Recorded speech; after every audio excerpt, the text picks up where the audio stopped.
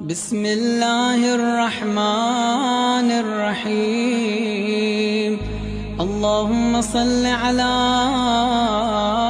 محمد وآل محمد۔ ہمارے عمل تو کھوکھلے ہیں، ٹوٹے ہوئے ہیں، ضعیف ہیں، غلطیاں کوتاہیاں اتنی ہیں کہ اپنے آپ سے شرمندگی ہے۔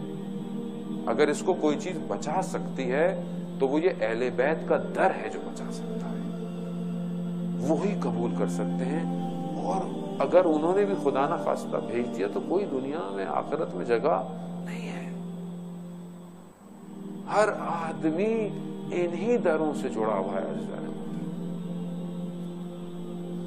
سید بحر العلوم اتنے بڑے عالم دین تھے کہ عالم برزخ اگر ان کا مقام آپ کو ہمیں پتہ چل جائے،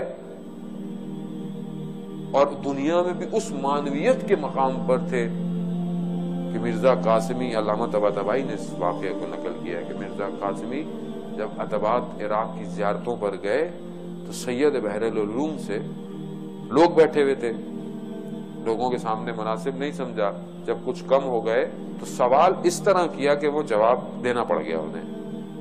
کہا کہ یہ آپ جو اس مقامات پر پہنچے ہیں مانوی، اس کی وجہ کیا ہے بتا دیجیے۔ کہتے پوچھا اس طرح، تھوڑے سے اتنے لوگ تھے کہ انہیں بتانا پڑ گیا۔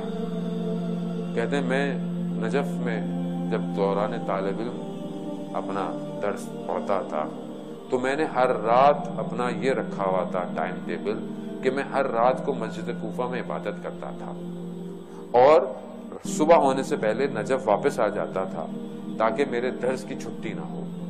کہتا ایک رات میں جا رہا تھا کوفہ کی طرف تو اچانک سے دل میں مسجد سیلا کا خیال آیا۔ جو لوگ جا چکے ہیں زیارتوں پہ، نہیں جا چکے تو شب جمعہ ہے، شب زیارت امام حسین ہے، ہم سب کو جو ہے وہ زیارت نصیب فرمائے مولا۔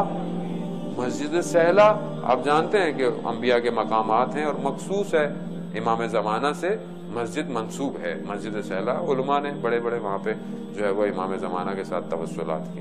تو کہہ رہا میرا دل کھچا مسجد سیلا کی طرف، لیکن میں نے کہا نہیں میں مسجد کوفہ جاتا ہوں۔ وہیں تھوڑا اور آگے گیا، دل میں عشق کی شدت بڑھتی گئی، جیسے لگ رہا ہے کوئی کھینچ رہا ہے۔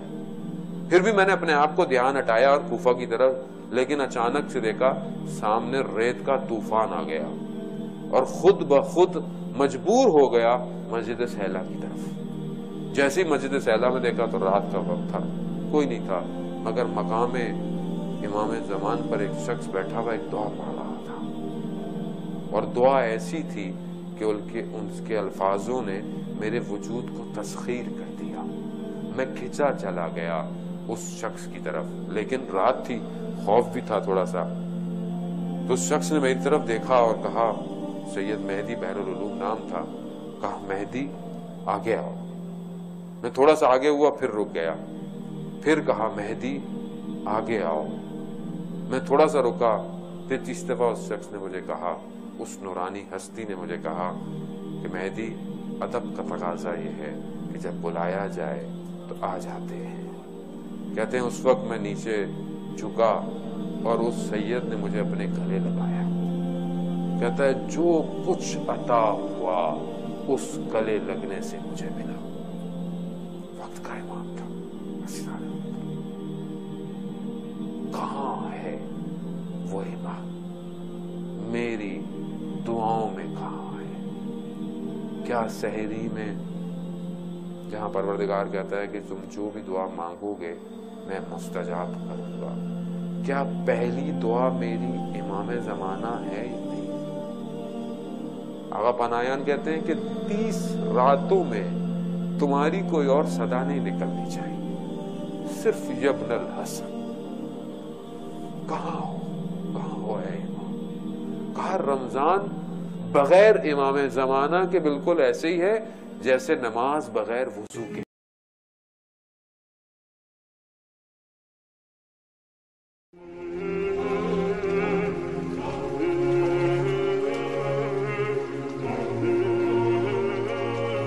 یا حسین